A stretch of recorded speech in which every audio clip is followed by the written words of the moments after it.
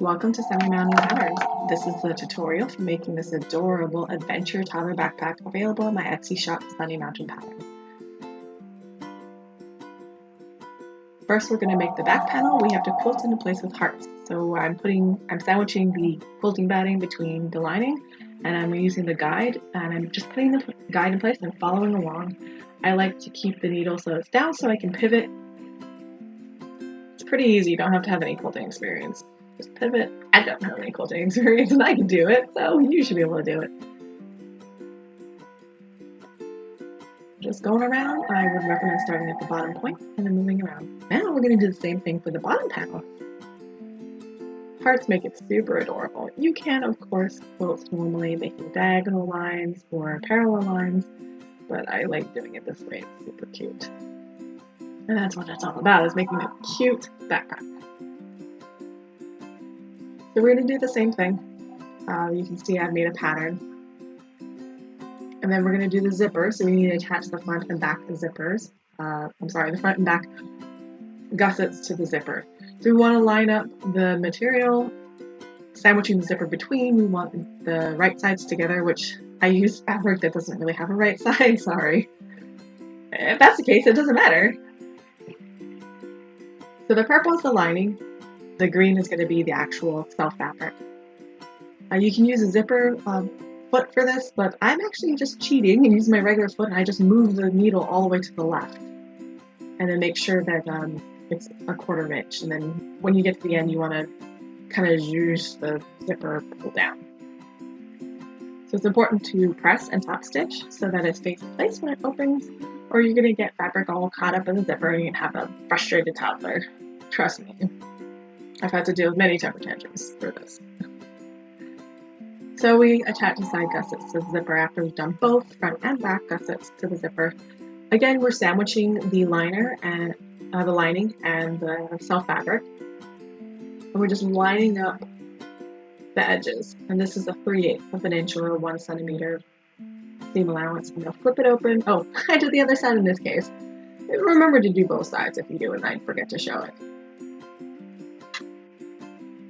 So we're going to press and top stitch and flip it open, right there, and top stitch it in. If you have metal zippers, please make sure you make long enough stitches so that you don't nick the zipper. You'll be super mad if it's your last zipper, if it's your last needle.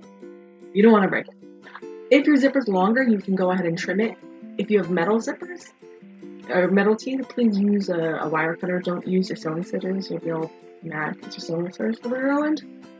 But if it's exactly 18 inches, you shouldn't have to trim it. So now we're going to make a zipper pull, which for these little tiny zippers, it's much easier for a little kid to open and close. So we're knotting about a 3-inch long cord. You can make it longer. I think shorter is too hard. And then about a 3-inch by 1-inch, 2-inch square of fabric. I'm just folding it in half and then sewing in place and along the sides and the front. Make sure that you catch the knot so that it doesn't come out of the pull. That was my mistake the first time. I did not make sure I caught the knot and it pulled out and I had to redo everything.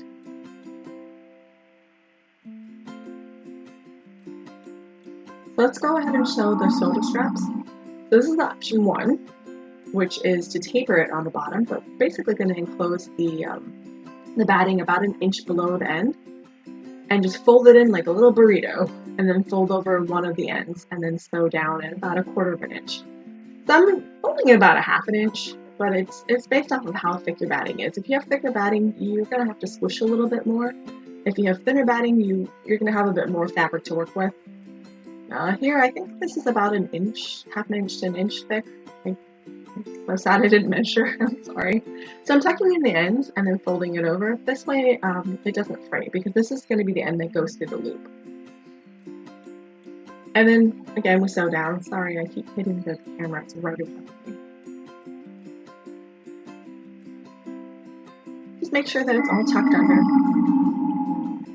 before you sew it. You don't want to find out you didn't tuck it under afterwards and edges showing through.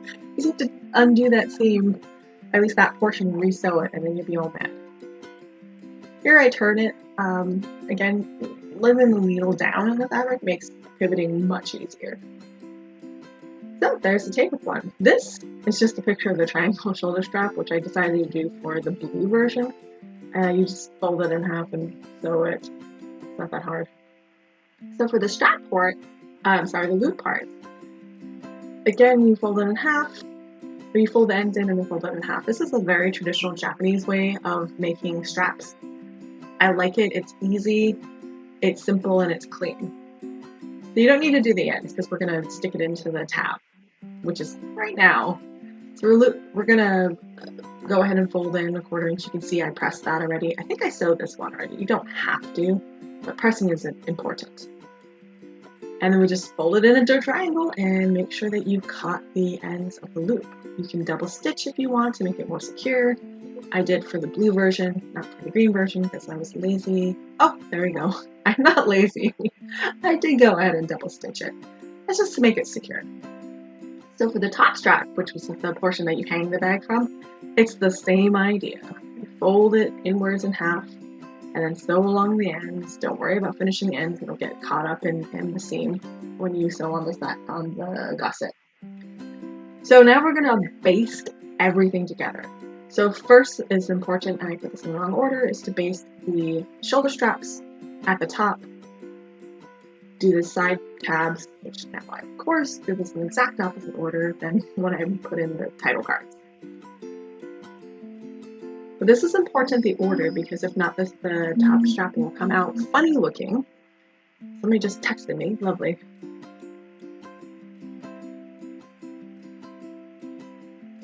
And then you put on the top strap.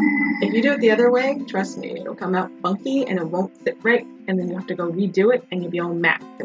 This first time around I forgot and I did it that way. So we just pin it in, and that was the shortest little clip, I'm sorry. But you baste it in with the longest stitches you have. Now that it's basted in, trust me, you need to do this. Go ahead and pin on the back, which should be a thicker width of the gusset to the back. I like to keep for this version, I like to keep it flat. Do not worry, I corrected that length issue in the actual pattern. I discovered it when I was making this, and I should have discovered it beforehand. It's a lot of pinning, but this is very important. You cannot freehand this. I've tried. I've missed stitches. The straps are coming out. This is important.